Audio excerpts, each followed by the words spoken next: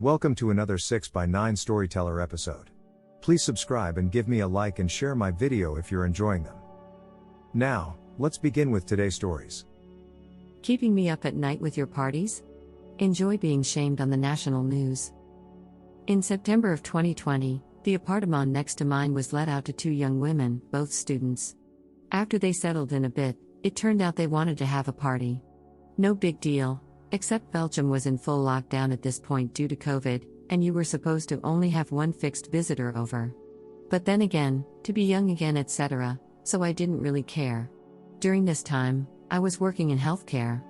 I work with the mentally disabled, but I volunteered for the ad hoc COVID team, meaning I got called upon to tend to those residents who were sick and needed quarantining, or were effectively diagnosed with COVID.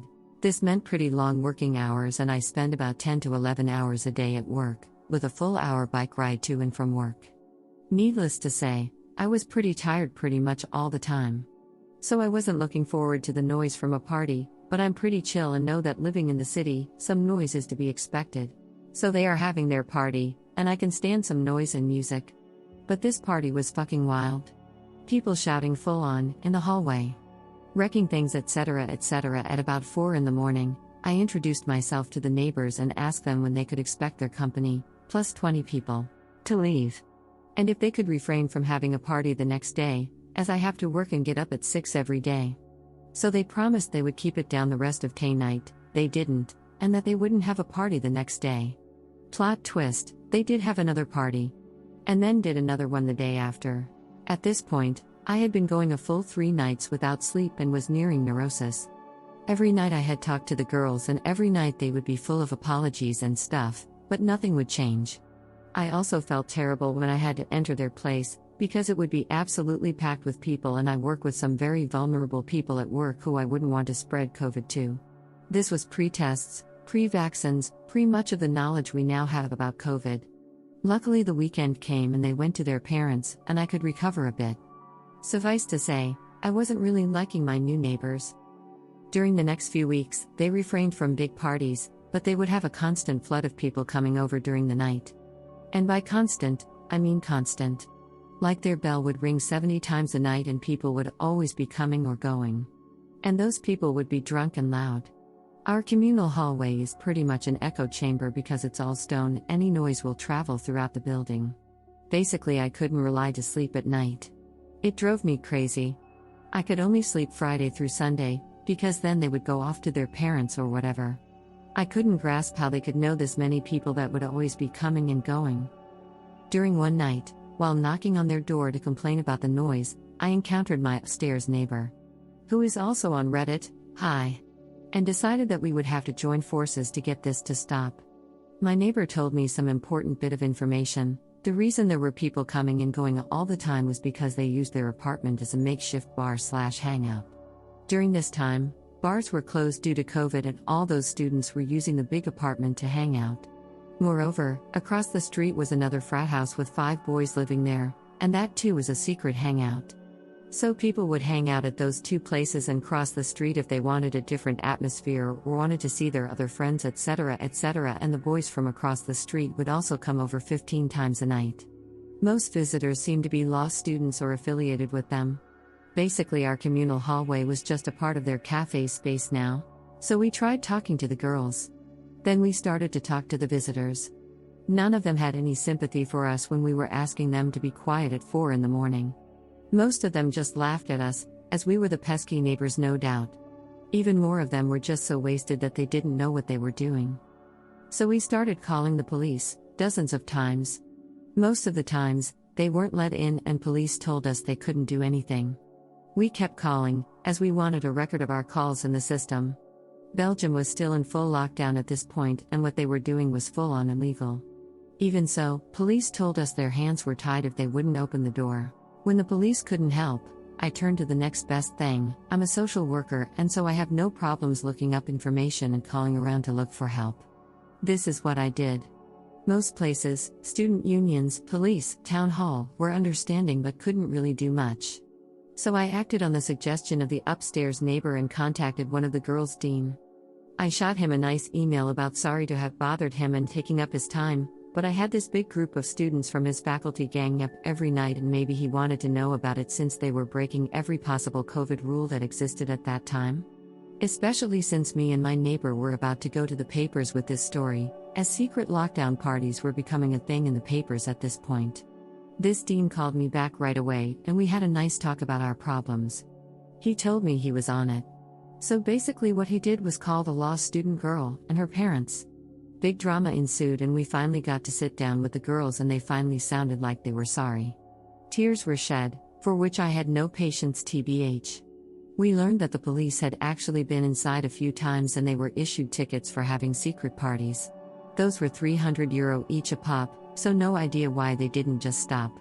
We learned they were not happy because the dean had called them up at 11 o'clock and they were still asleep. To which I said, "Well, there is your problem. You are still asleep at 11 o'clock? I'm up at 6 every day, and you girls haven't been a bit understanding about that." So we got to feel a bit like we got our revenge, and we got to vent, but we kept it kinda nice and parted in good terms, hoping that this would been it and we could live together as nice neighbors. But if that were the case, I wouldn't be here, right?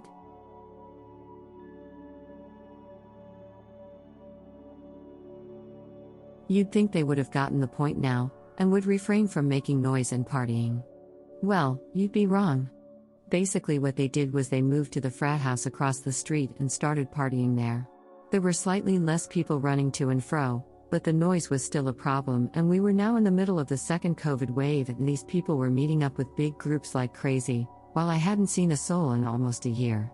Never mind the people at my work, who were forbidden from even going to their own friggin' family. The whole thing was just ridiculous. My upstairs neighbor happened to film such a party across the street and had sent the clip to me. We were thinking about going to the press with our story, but weren't really sure if it would be a good idea. So I posted the clip of the party on the subreddit of our country to test the waters. It got quite some comments and upvotes, and it seemed most people were also sick of people disregarding the rules and having secret parties. After some talks with the upstairs neighbor, we decided to contact the press and simultaneously go up a step in the university hierarchy and contact the vice rector that had the power to start up a disciplinary case against the students. This person is one of 12 vice rectors for a total campus of about 15,000 students, so quite high up. Things moved fast. Local news actually picked up our story from Reddit and contacted me, and we gave some background info. They confirmed with the police that cops had been dozens of times to our address and across the street and weren't let in most of the time. We mentioned that the university was involved and that we hoped they would finally intervene. The next day, the piece was on their website. It went viral there, and got promoted to the sites of most national newspapers. Its headline was sensational enough, mentioning the dozens of times police had showed up and also mentioning how healthcare workers were being kept up by selfish students. At the same time, the vice rector contacted us to take our statements, which we already had prepared up on paper, and informed us they would investigate and could possibly start up disciplinary actions. At the same time, more reporters were contacting me throughout the day, and we made sure to mention that to her and link the university the printed articles. The next day, while at work, I got a message from the upstairs neighbor that a film crew from the national news was at our doorstep. He declined to talk to them, and I would have done the same, since this was getting pretty big now, but they made a segment anyway. And sure enough, that night at 7, here was my street and a short section about cops standing in front of a closed door a dozen times and the local press cop talking about the troubles of closed doors. Best part about it was that a student from the offending frat house across the street had let the film crew in, and said on camera exactly what we were accusing them of towards the university. That they had been having parties and didn't let the cops in, and that the had done it multiple times. No idea what made him think that was a good idea. Anyway, trying not to make a huge story even longer, the press died down some time later, thank God, and the disciplinary action from the uni went through. Before the hearing, we sat down with the girls from our block and cleared some things up. We wanted to live like normal people together, and we tried to make some amends. Because we put in a, kinda, good word for them, they got the lighter end of the stick, 40 hours of community service and some probation. The guys across the street got 80 hours each, and each had to write us a letter of apology, which I thoroughly enjoyed reading every time I got one. Sad part is, most of them sounded just like dumb young kids, but that was after getting called out on the news and being part of a disciplinary action. But we never wanted to escalate things this far. Some noise is to be expected when living in the same building, and we were never going to go to these extremes for some expected noises. But these people went to the extremes, and so we were forced to do the same. Rest of the year, a simple message on WhatsApp was enough to silence any noises we had coming from their apartment. If anything, I hope they learned that even very polite and chilled people can become very upset when presented with sleep deprivation and excessive noise.